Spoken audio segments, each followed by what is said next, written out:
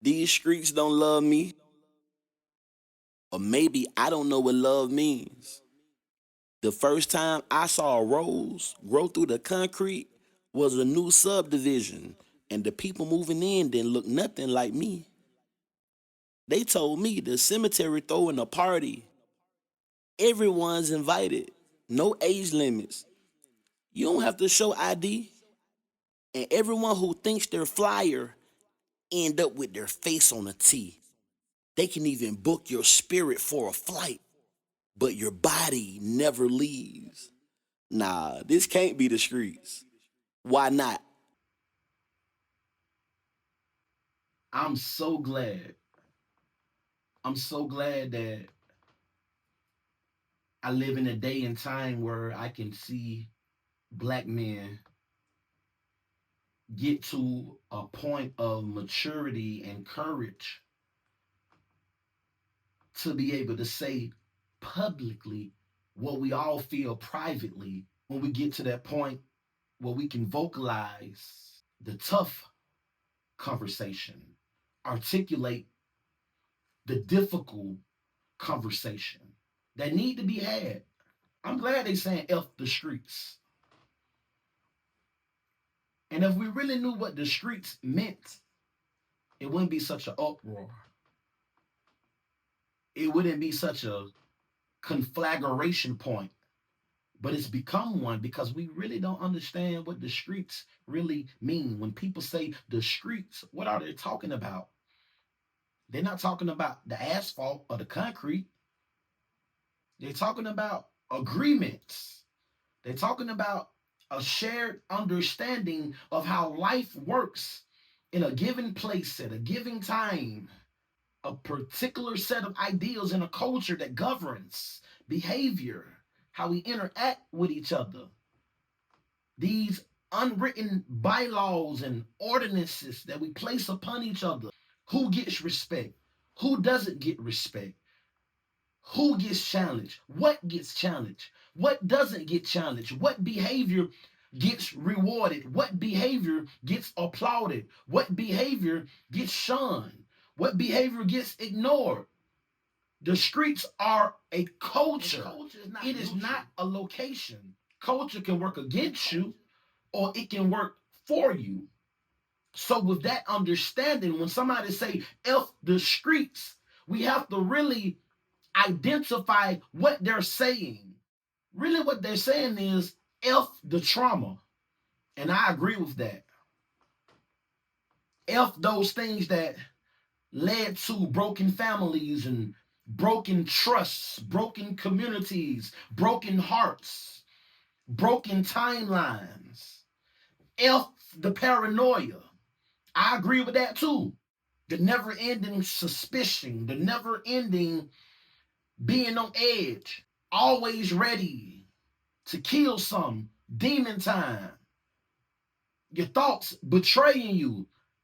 Like the ghetto boys, my mind playing tricks on me. This come with the streets. I agree with that. F that. Because paranoia is rooted in fear. It's a byproduct of fear. But they don't talk about that.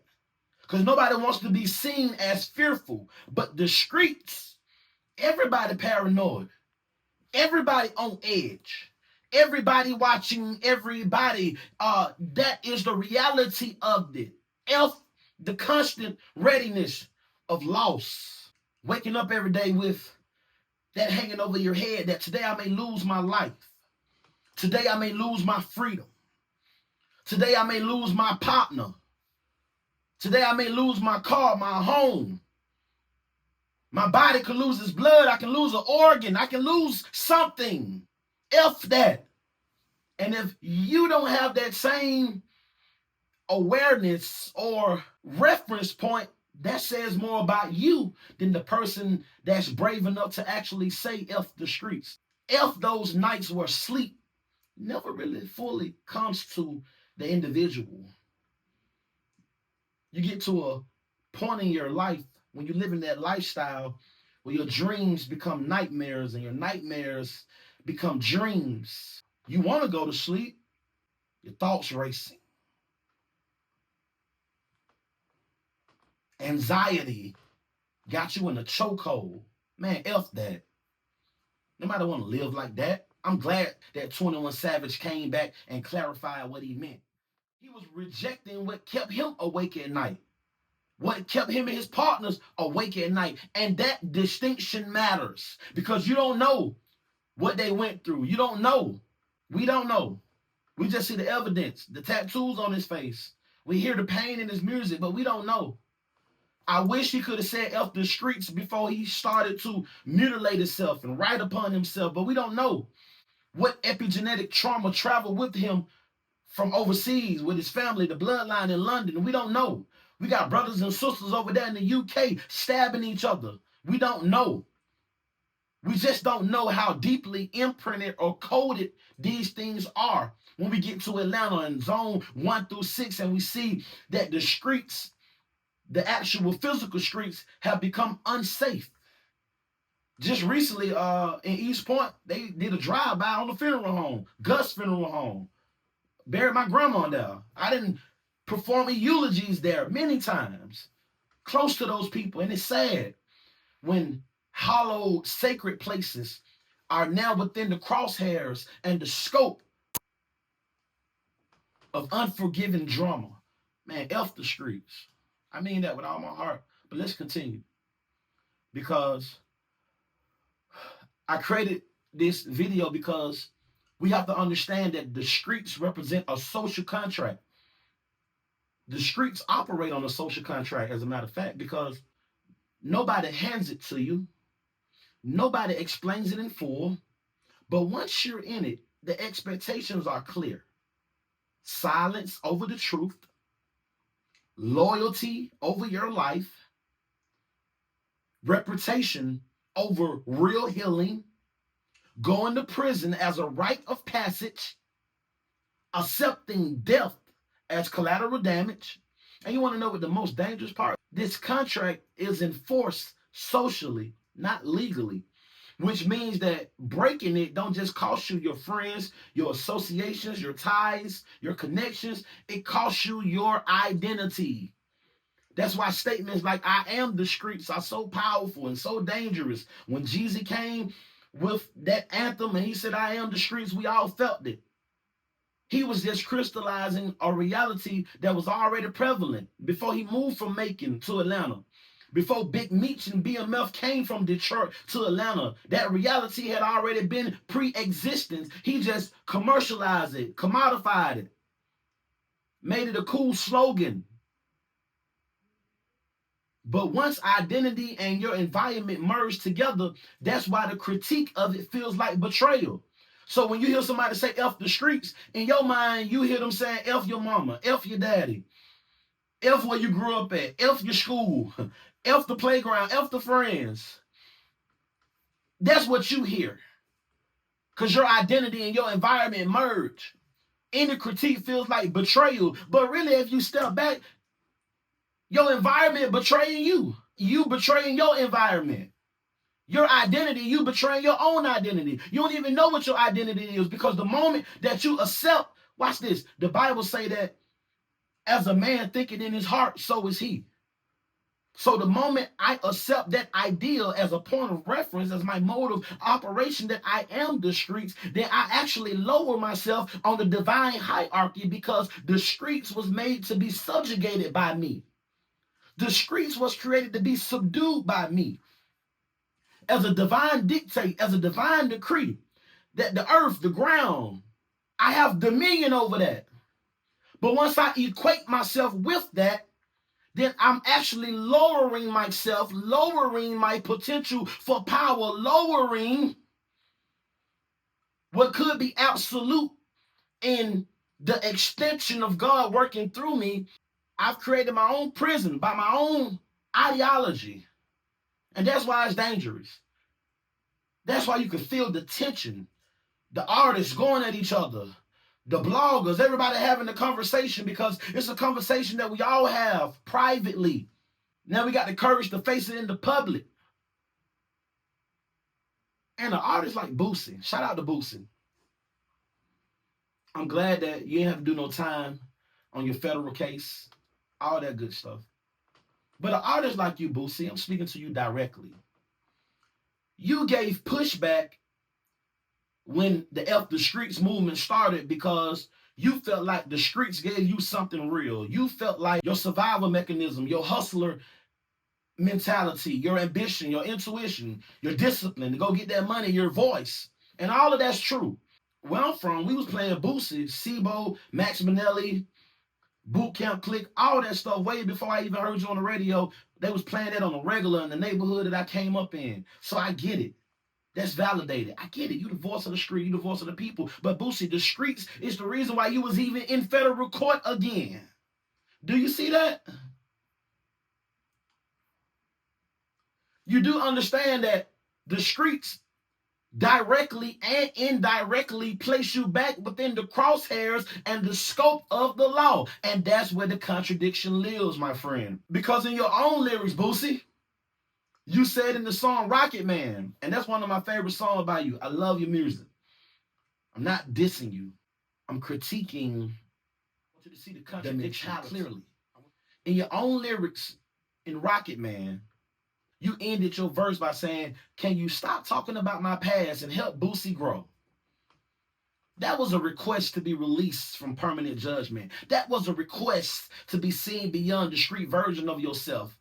Which means, even if unintentionally, sir, that you were asking people to forget the streets long enough to allow you to grow, long enough to see you in a different light, long enough for you to be accepted from a different perspective and not be blackballed by the industry because they have you painted as a certain type of individual, which automatically limits your access to even where you're trying to get to or where you feel like you should be. And that don't make you wrong.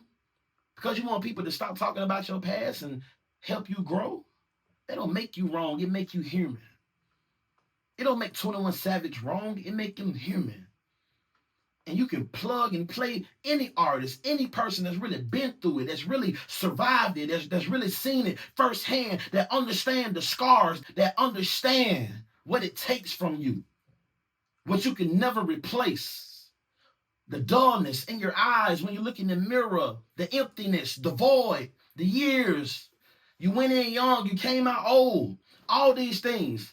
It don't make you wrong for want to turn over a new leaf. It makes you human. It don't make you wrong to reassess your life and the path that you was on and analyze it and decide to walk a different road. That don't make you wrong. That make you human. It don't make you wrong by saying F the streets. It makes you human. And this whole entire conversation revolves around the question of our humanity. What makes us human? Subhuman, subpar, 3/5 compromise, 3/5 of a human being. All of these things have been baked into our psyche, playing itself out through idealism, through behavior patterns. But we don't interpret it that way because it hides within culture, behind culture, superimposed upon culture, and we can't see past the false veneer of the very agreements that we forged, written in blood. And it sounds poetic, but it's true. I don't have an issue with anyone saying F the streets for the reason that has led them to feel the way that they feel. Their lived experiences. Their own personal trail of tears that they have to live with in the end. What if I took that F and I replaced the terminology, I replaced the language to help us reclaim some agency? And just like some people didn't like it when 21 Savage said it and other artists followed along that bandwagon to voice that particular frequency into the ether. You're probably not going to like this either, but that's fine. I'm not doing it to be liked. I'm not doing it to be loved. I'm doing it because it needs to be done. There's a mandate. What if the F stood for forget the streets? And when I say forget the streets, I'm not talking about erasing memory. There's a deeper definition for the word forget. We've made it popular. God forgives, I don't. Or I forgive, but I don't forget. We've been looking at it wrong the entire time. And I believe it's due to an overabundance of laziness on our part to become educated in the areas we need to be educated that's outside of our comfort zone. Because there's a deeper definition of forget. And you can look it up on your own. You don't have to take my word for it. Go do your research.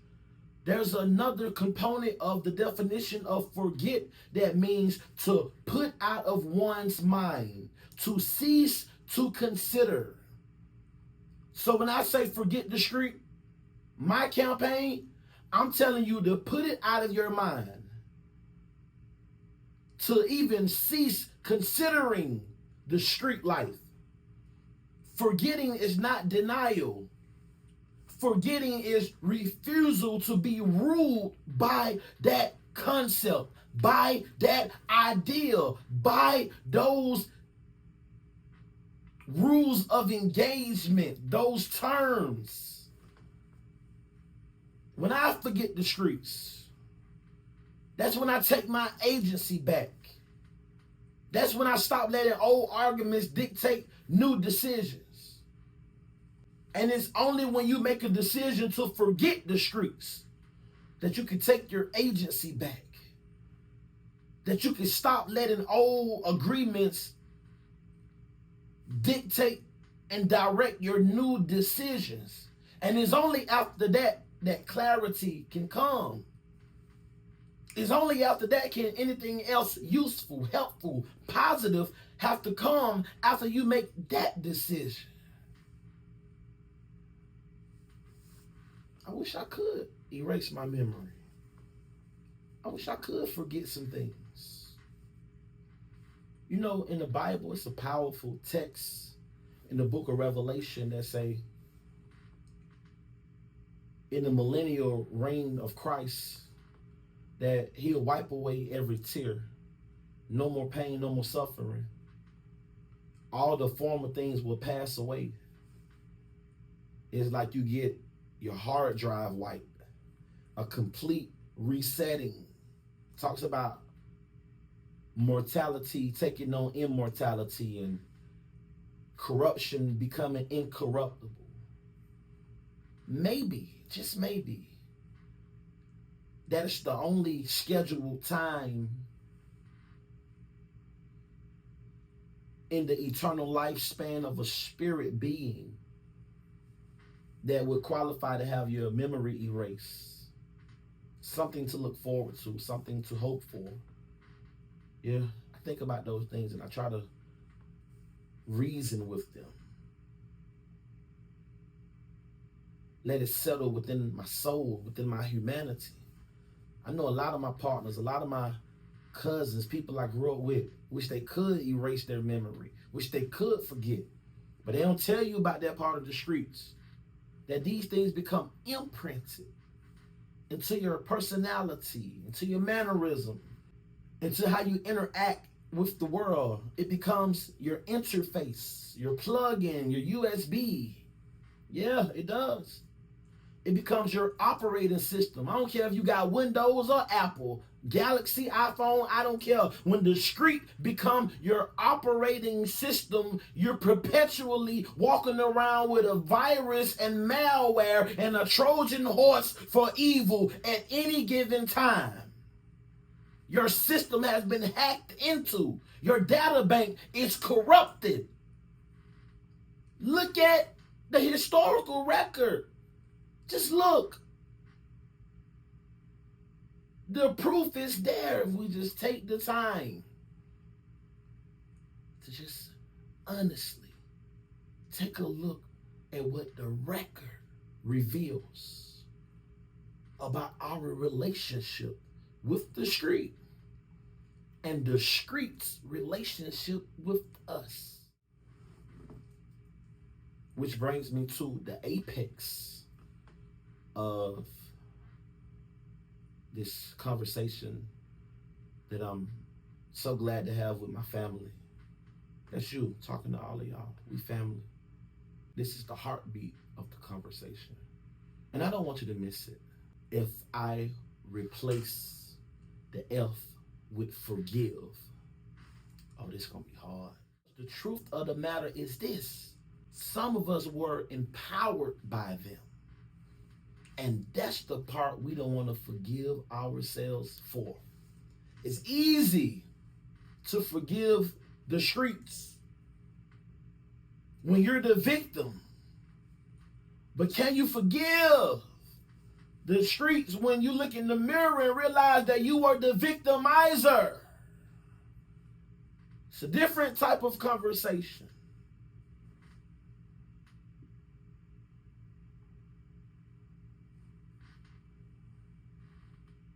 That's the part that they're kicking against. This is the part where our internal defense mechanism come into play, because this is the part where we don't want to forgive ourselves, let alone forgiving anybody else.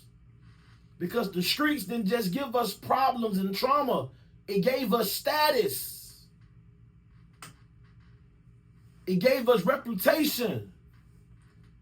It gave us a kind of authority that felt real, because nobody was allowed to challenge it. And when the wrong things in life go unchallenged long enough, that's when it starts to feel like an identity. I had to forgive myself, not just for what was done indirectly, but directly. Not just for what was done to me and what I experienced growing up in Zone 3 in Atlanta in the SWATs, but I had to forgive myself for what I continued to participate in once I matured and once I knew better. I had to take accountability and walk through the museum of my own scars and admit that some of these artifacts were placed behind the glass by my own hands. And only after I forgave myself honestly, without excuses, could I look at the people around me and see that they were intoxicated by the same atmosphere that I once defended. And that's when forgiveness stopped being weakness. It becomes clarity. And clarity is the only thing strong enough to break a social contract. Last year, I ran into YSL Woody in Cumberland Mall. He didn't know who I was. I knew who he was. Not because of his fame. Of course, the notoriety spread all over the world through the YSL case and the Young Thug and all of that. But I knew him from a different way, from my past, from Mechanicville and the mutual friends. And I spoke to him, tried to encourage him and give him some hope. I spoke to him, gave him a positive message of encouragement, because we all need it. And there's so much I wanted to say but couldn't say because of the time restraints. Knowing when and where to say certain things, it matters just as much as having something to say. Knowing when to say it. That was last year. On YSL's Woody social media page, he uploaded a picture of a guy named Kenny Boo and said that he missed him. I miss Kenny Boo too. You didn't know, but Kenny Boo is my childhood friend. We grew up together. We hung out together before I changed my life. I walked away from the streets. He stayed.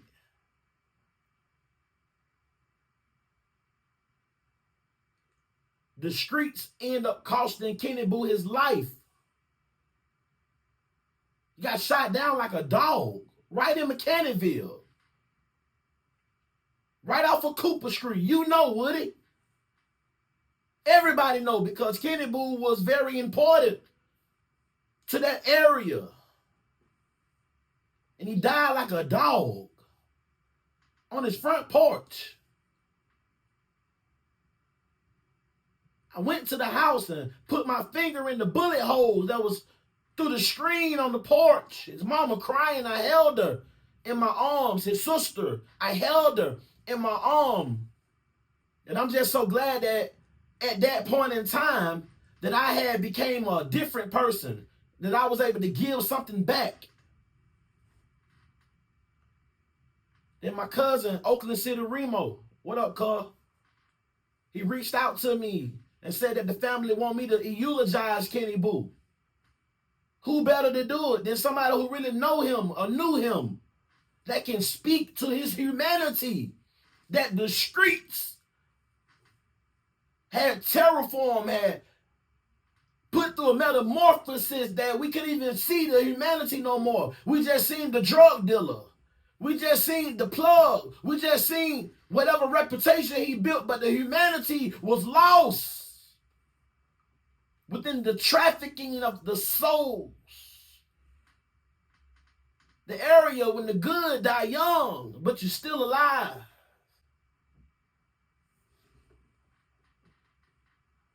And I did my friend's funeral. And it wasn't my first friend that I had to eulogize or speak at his funeral. But Kenny Boo was different.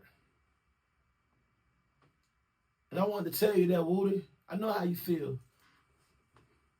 Maybe you was there at West Hunter, right off of Ralph David Abernathy, right across from Willie Watkins. Matter of fact, I partnered with Willie Watkins. Then done so many funerals around the city of Atlanta, but this particular funeral for Kenny Boo at West Hunter Baptist, we all was there. The church was full of thugs, killers, people in there talking crazy, calling people from prison, putting them on the phone, trying to make some sense out of what doesn't make any sense. And I'm only saying this to show you just how close I am to the conversation, to show you why I'm qualified to speak on the situation as a witness, as an observer. I am the conscience of Atlanta. I'm not trying to be nobody hype man. I'm not trying to be number one. I ain't trying to be any of those things. I have no desire whatsoever. My pride is not included in anything I'm saying. I come in the name of humility. I'm just a mirror. I'm just a mirror to help you see your reflection. Nothing more, nothing less. I miss Kenny Boo too. And I miss Samir. I miss Miggy. And I can go down a list. People I've lost. Rest in peace, Ill Will. I can keep going. Rest in peace, Chip. I can keep going. Rest in peace to my cousin Val. These are people that the streets took away from us. They died. They was robbed of life prematurely. The streets sent my brother to prison for 10 years.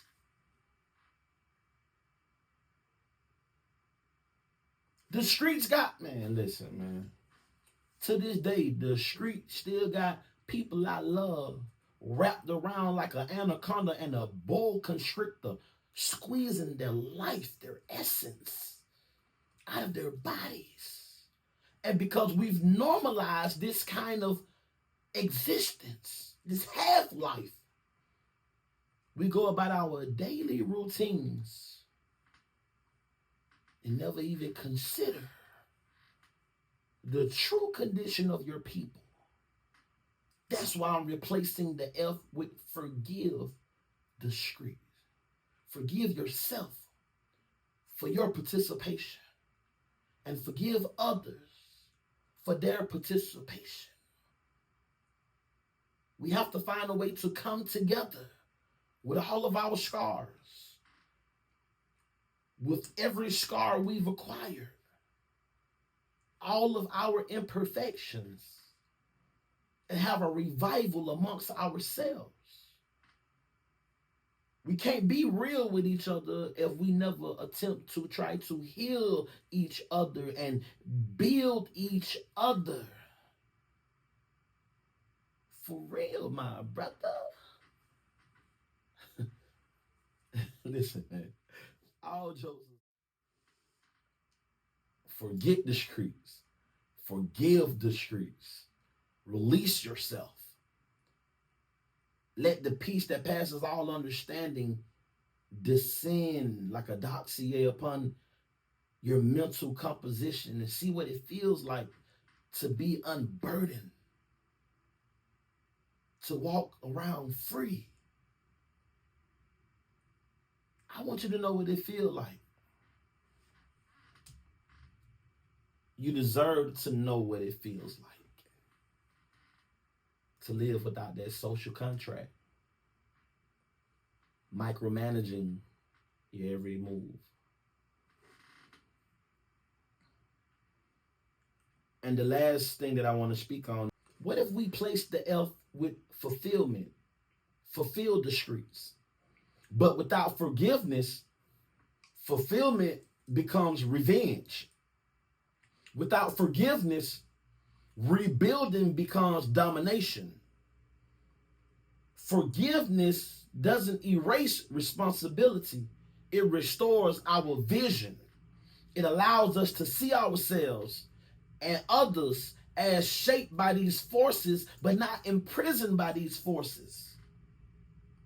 We have to forgive so we don't go on a revenge tour. We have to forgive that when we start the rebuilding process, that we don't be the architects of our own demise by creating and rebranding new caste systems among ourselves.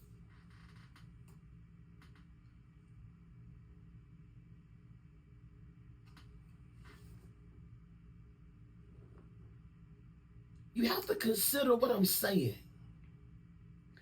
Even if you look into what science have to tell us about how the mind works, the cognition of the mind, the input and output, look it up for yourself. If you study environmental psychology, it tells you something very vital. You're going to discover that people shape environments, but environments shape people as well. We shape our environment, and then in turn, our environment shape us. The loop starts with us. The streets are not destiny. They are the feedback of the input that we've introduced. Fulfillment is not leaving our neighborhoods. It's restoring our neighborhoods, not through gentrification, but through ownership.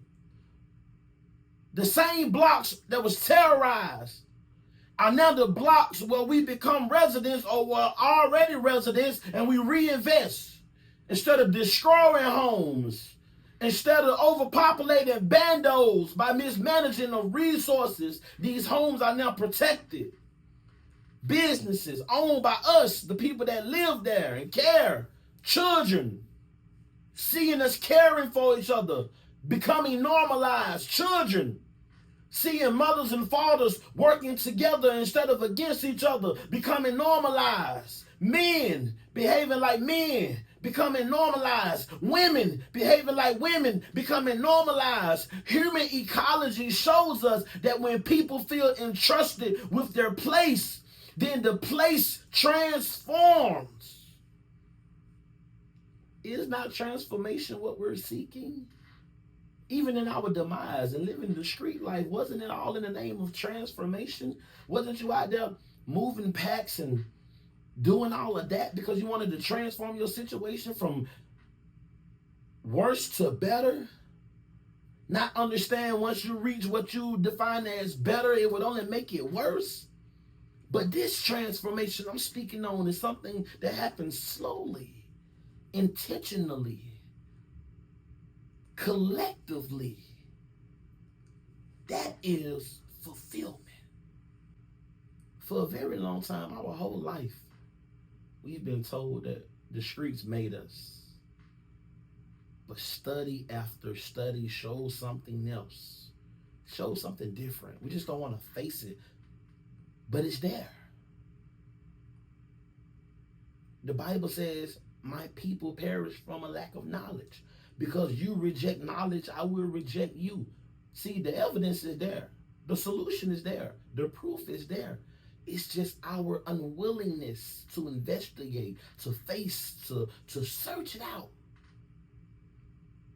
Our environments are shaped by human behavior more than they shape destiny.